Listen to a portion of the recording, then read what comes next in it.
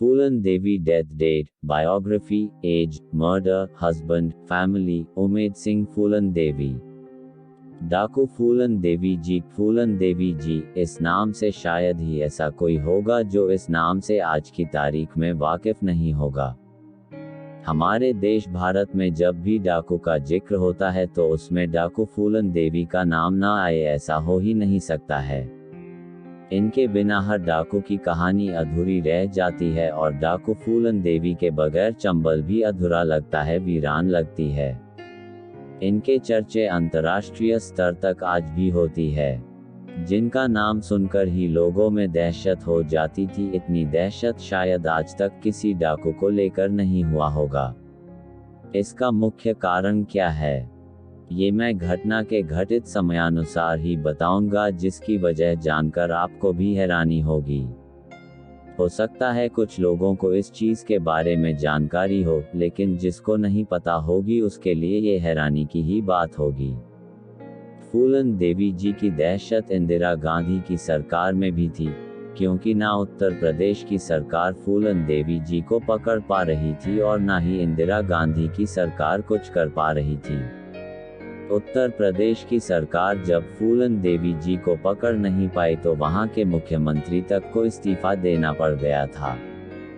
फूलन देवी जी की कहानी बहुत लंबी है, बचपन से लेकर डाकू बनने तक का सफर, फिर उसके बाद सरेंडर करने का बाद, सजा काटने के बाद, जेल से निकालने के बाद आम जिंदगी से शुरू करना और फिर राजनीति में आना, फिर उसके बाद 2001 में फूलन देवी जी की कैसे और क्यों किस कारण से हत्या कर दी जाती है, कैसे हत्यारा खुद आकर सरेंडर करता है, फिर जेल से भाग जाता है, फिर पुलिस पकड़ती है। फूलन देवी जी का जन्म एक बहुत ही गरीब परिवार में एक मल्लाह जाति के घर में होती है। फूलन देवी जी बचपन से ही निडर थी, बहुत ही कम उम्र में दुनिया की सच्चाई से रूबरू हो चुकी थी, जिसकी बगावत उन्होंने मात्र 10 साल में ही कर दी थी।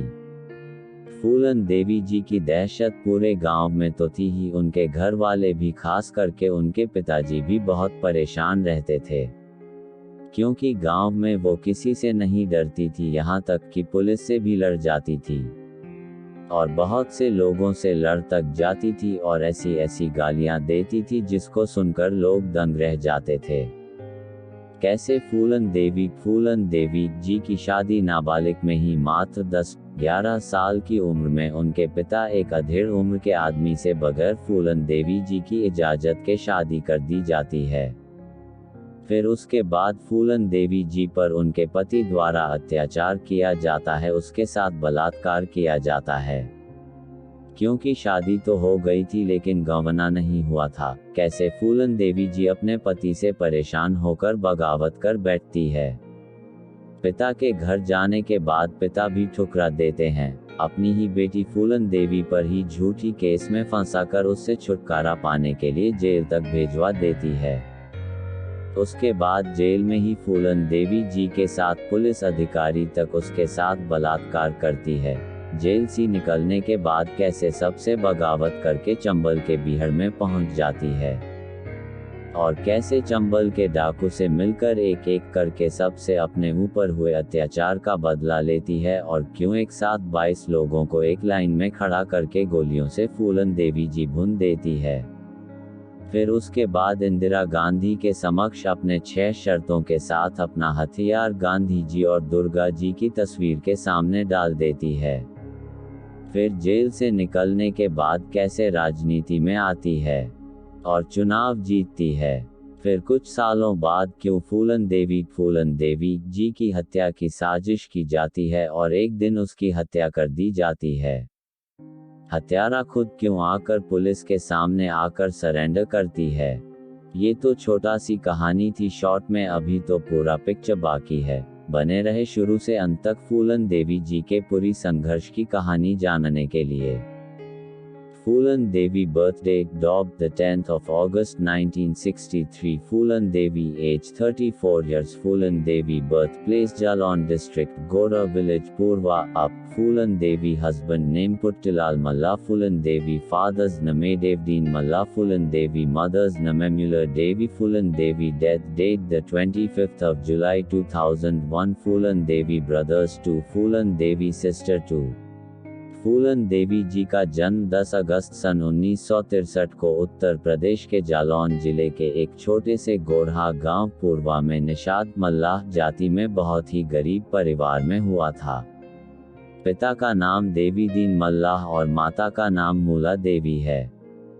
ये गांव धीरे धीरे फूलन देवी जी की वजह से सुर्खियों में आए और आगे चलकर प्रसिद्ध भी हुआ। फूलन देवी के पिताजी देवीदीन मल्लाह जी के पास छोटा सा जमीन का हिस्सा था जिससे थोड़ी बहुत इनकम होती थी और थोड़ा बहुत नाव वगैरह चलाकर परिवार का भरण पोषण होता था। परिवार में कुल 6 लोग थे। देवीदीन मल्लाह, उनकी पत्नी मूला देवी और 4 बच्चे जिसमें फूलन देवी जी सबसे छोटी थी। सबसे बड़ी फूलन देवी की एक बहन थी, उसके बाद 2 भाई थे, उसके बाद चौथे नंबर पर फूलन देवी जी थी। फूलन देवी जी की घर की स्थिति बहुत ही खराब थी, जैसे तैसे जीवन व्यतीत हो रही थी। बेहद ही गरीबी अवस्था में सब बच्चों की परवरिश हो रही थी। एक छोटा सा जमीन का टुकड़ा जिससे थोड़ी बहुत आमदनी होती थी। जो इनके पास जमीन थी उसके कुछ हिस्सों पर फूलन देवी जी के चाचा ने कब्जा कर रखा था और उनके चाचा के कुछ बेटे भी थे जो बड़े थे। फूलन देवी जब 10 साल की थी, वहां की परवरिश जैसी थी कि बाकी लड़कियों से थोड़ी अलग थी। बाकी लड़कियों की तरह शर्मीली, डरपोक या फिर किसी के दबाव में आकर डर जाए वैसी लड़की नहीं थी। वो बचपन से ही निडर, बहादुर और सहनशील थी। तुरंत पलटकर किसी के बातों का जवाब दे देती थी, डरती नहीं थी किसी से। और वहां का जो रहन सहन था, वहां का पारंपरिक या फिर जो वहां की आम भाषा थी और जो वहां जित, तुरंत पलटकर किसी के बातों का जवाब दे देती थी, डरती नहीं थी किसी से। और वहां का जो रहन सहन था, वहां का पारंपरिक या फिर जो वहां की आम भाषा थी और जो वहां जितनी भी गालियां होती थी वो सब फूलन देवी जी हर उस इंसान को देती थी जो उसके साथ लड़ाई झगड़े करती थी। जब फूलन देवी जी 10 साल की थी, किसी बात को लेकर घर में झगड़ा हुआ था। फूलन देवी जी को पता नहीं थी तो माँ बाप रो रहे थे कि चचा ने जमीन हड़प लिया, जिंदगी कैसे कटेगी और चाचा के लड़के वही बहुत तंग कर रहे हैं।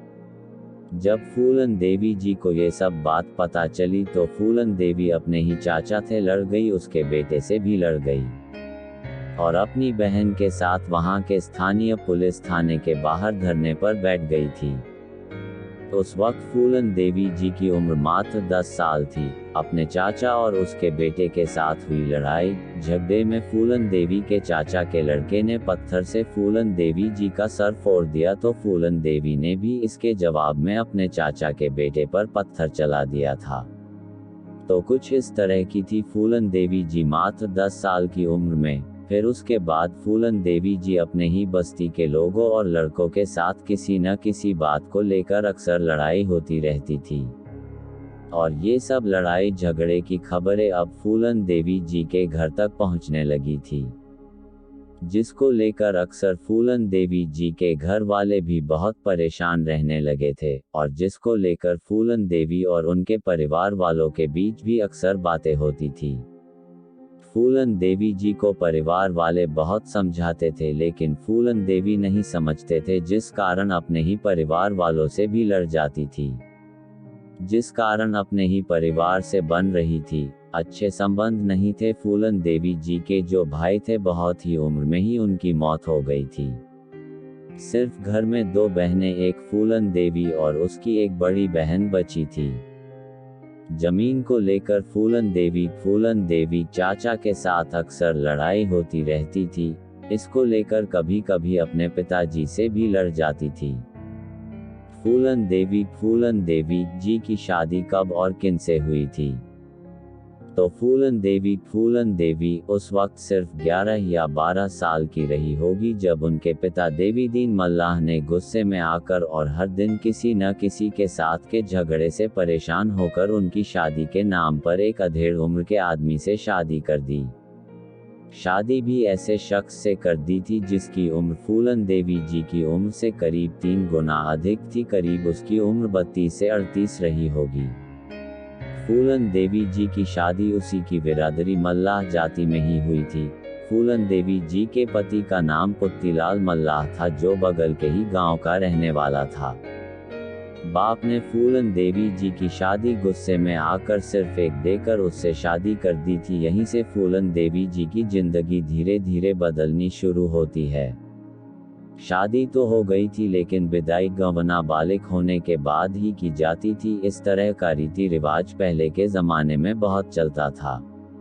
यह एक तरह का बाल विवाह था। शादी तो फूलन देवी जी की नाबालिग में ही हो गई थी, गवना अभी नहीं हुई थी। उसी दरमियान फूलन देवी जी के पति पुत्तीलाला मल्लाह बगैर उसके मर्जी के उसके साथ जोर जबरदस्ती करता है और एक दिन उसके साथ बलात्कार भी करता है। फूलन देवी का पुत्तीलाल मल्लाह पति तो था लेकिन फूलन देवी उस समय नाबालिग थी और बगैर पत्नी के मर्जी से रजामंदी के उसके साथ संबंध बनाना अपराध है। तो ये एक तरह का रेप ही हुआ। उसके बाद से फूलन देवी जी थोड़ी सहमी सी रहने लगी और अपने पति से डरने लगी थी। उसके दिमाग में अपने पति को लेकर एक डर बैठ गया था। गवना न होने के बावजूद भी फूलन देवी जी पिता देवीदीन मल्लाह गुस्से में आकर अपनी बेटी फूलन देवी को अपने पति के घर अक्सर जबरदस्ती भेज देती थी। उसके बाद पति द्वारा पहले की तरह जोर जबरदस्ती और परेशान किया जाता था और फूलन देवी घर भाग जाती थी। इस तरह की घटना कई बार फूलन देवी जी के साथ घटित होती थी। इधर इनके पिता देवीदीन मल्लाह भी इनके बार बार घर आने से परेशान हो रहे थे, जिस कारण फूलन देवी जी से लड़ाई होती रहती थी। एक तरह से देवीदीन मल्लाह भी फूलन देवी से पीछा छुड़ाना चाहते थे और जब एक दिन पहले की तरह ही भागकर अपने पिता के घर चल आती है तो उससे परेशान होकर उनके पिताजी ने वहां के स्थानीय थाना में कर देती है। अपनी ही बेटी के खिलाफ घर में मारपीट और एक सोने की अंगूठी चुराने का इल्जाम लगाती है। पुलिस उन सब के बारे अच्छे से जानती थी और पुलिस ने भी इसका फायदा उठाया। पुलिस आती है और फूलन देवी जी को पकड़ कर ले जाती है, उसे जेल में बंद देती है। फूलन देवी जी 3 दिन तक जेल में बंद रहती है। उस 3 में जेल में बंद के दौरान पुलिस वाले भी फूलन देवी जी के साथ जबरदस्ती करता है, उसके साथ यौन शोषण तक करता है। तब वो छोटी थी। फूलन देवी जी डाकू कैसे बनी? तो इधर फूलन देवी का पति पुत्तीलाला मल्लाह से झगड़ा, पिता से भी रिश्ते खराब और फूलन देवी जी के ऊपर बाप ने चोरी का इल्जाम लगाया। फिर उसके बाप ने ही जेल भेजा। उसके बाद पुलिस लॉकअप में पुलिस अधिकारी ने रेप किया। इन सारी चीजों ने फूलन देवी को जिंदगी पर गहरा प्रभाव डाला और धीरे धीरे फूलन देवी जी को बागी बना दिया। सबसे बगावत करने पर मजबूर कर दिया। जेल से बाहर आने के बाद वो अपने घर आई। फिर उसके बाद उसके पिता देवीदीन मल्लाह ने फूलन देवी जी को अपने पति के घर भेज देती है। फूलन देवी जी के न चाहते हुए भी जब फूलन देवी ससुराल पहुंचती है, जब फूलन देवी जी बहुत से लोगों के बीच अपने साथियों के साथ पुलिस के हवाले किया अपने पति पुत्तीलाला मल्लाह के घर, तब तक उनका पति पुत्तीलाला मल्लाह दूसरी शादी कर चुका होता है। अपने पति के साथ कुछ दिन तक फूलन देवी रहती है। उसके बाद उनके साथ मारपीट होती है। इस बार ससुराल वाले शादी में जितने भी सामान दिए थे, सारा सामान के साथ फूलन देवी जी को अपने गांव पिताजी के पास भेज अपने पति पुत्तीलाला मल्लाह के घर। तब तक उनका पति पुत्तीलाला मल्लाह दूसरी शादी कर चुका होता है। अपने पति के साथ कुछ दिन तक फूलन देवी रहती है। उसके बाद उनके साथ मारपीट होती है। इस बार ससुराल वाले शादी में जितने भी सामान दिए थे, सारा सामान के साथ फूलन देवी जी को अपने गांव पिताजी के पास भेज देती है। अब अपने पति से भी अलग हो चुकी थी, अपने पिता से भी झगड़े के कारण आपस में बनती नहीं थी। तो जब फूलन देवी जी गांव लौटी थी तब फूलन देवी से कुछ अनजान लोगों से जान पहचान हो चुकी थी, जो उसी गांव के रहने वाले थे और मल्लाह जाति के ही लोग थे और चंबल में अलग अलग डाकुओं के गैंग में काम करते थे। और तब तक मल्लाह जातियों के बीच फूलन देवी जी के बारे में बहुत से चर्चे हो रहे थे। उनके बारे में सबको पता था कि किस तरह सबसे वो लड़ जाती है, हर किसी से बगावत कर बैठती है, एकदम मुनहफर थी, किसी को भी जवाब दे देती थी और गाली भी दे देती थी, किसी को भी पत्थर मार देती थी, कई दिनों तक जेल में भी रह चुकी थी। उसी दरमियान सन 1979 में एक दिन फूलन देवी अचानक चंबल के बीहड़ में डाकुओं के नजदीक पहुंच जाती है। फूलन देवी चंबल के बीहड़ में कैसे पहुंची? इसका मुख्य कारण क्या है? फूलन देवी का चंबल के डाकुओं के नजदीक पहुंचने का मुख्य दो वजह बताई जाती है या फिर मानी जाती है। पहली जो कहानी है वो ये है कि चंबल के बीहड़ में अधिकांश डाकू मल्लाह जाति के ही लोग हुआ करते थे। तो उनमें से मल्लाह के कुछ डाकुओं को फूलन देवी जी के बारे में सब पता थी कि कैसे फूलन देवी जी बागी बनी सबसे झगड़ा करती है, तो ये हमारे पेशे में बहुत काम आएगी। तो इस कारण से वो लोग फूलन देवी को समझा बुझाकर अपने साथ चंबल के बीहड़ में ले गया होगा। फूलन देवी का चंबल पहुंचने की दूसरी कहानी ये थी कि चंबल के ही गैंग के डाकू ने फूलन देवी जी को किडनैप करके चंबल के बीहड़ में ले लेकर गया, उनकी दबंगई देखकर डाकू बनाने के इरादे से। और जब फूलन देवी जी का इंटरव्यू किया गया था और उनसे ये सवाल पूछा गया था कि चंबल जाने के पीछे की कहानी क्या है, तो फूलन देवी जी ने भी अलग ही जवाब दिया था। फूलन देवी जी ने भी सच्चाई नहीं बताई थी, उसने क्लियर जवाब नहीं दिया था। उसने कहा था शायद किस्मत को मंजूर था और शायद मेरी किस्मत में यही लिखा था चंबल जाना, इसलिए मैं चंबल पहुंच गई। ये अपनी मर्जी से गई या फिर उन्हें डाकू किडनैप करके ले गई, फूलन देवी जी ने भी क्लियर नहीं की, सच्चाई नहीं बताई थी, बस एक तर्क देकर लोगों को समझा दिया था। फूलन देवी जी डाकू के किस गैंग में शामिल हुई थी?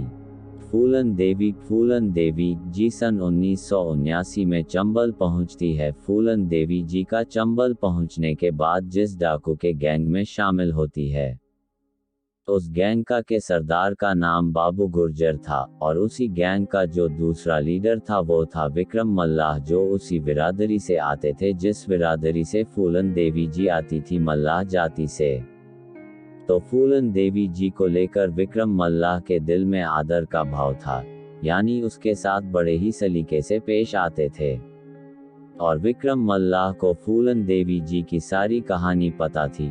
फूलन देवी जी बाबू गुर्जर के गैंग में शामिल तो हो जाती है, लेकिन बाबू गुर्जर की बुरी नज़र फूलन देवी जी पर थी और एक रात बाबू गुर्जर ने फूलन देवी जी के साथ जोर जबरदस्ती करने की कोशिश करता है।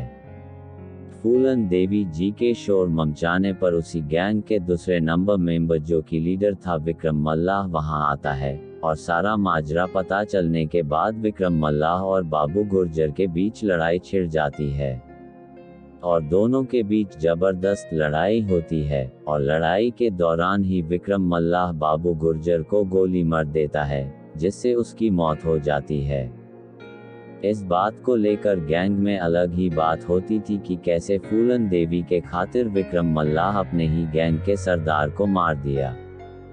चूंकि विक्रम मल्लाह पहले से ही शादीशुदा थे, बाबू गुर्जर को मारने के बाद खुद विक्रम मल्लाह गैंग का सरदार बन जाता है। उसके बाद विक्रम मल्लाह और फूलन देवी जी के प्यार के चर्चे पूरे गैंग में होने लगती है।